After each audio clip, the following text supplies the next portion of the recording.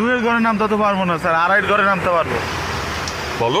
আড়াই একে আড়াই, আড়াই দুগুণে 5, আড়াই তিনে 7.5। 7.5-এর নাম দেখো। পারবো না স্যার। আমার 15টা টাকা দিয়ে যাও। আমি আমার কাছে কোনো ভাঙতি নাই। 10টা টাকা দিয়ে যাও। আমার কাছে 500 টাকার নোট আছে।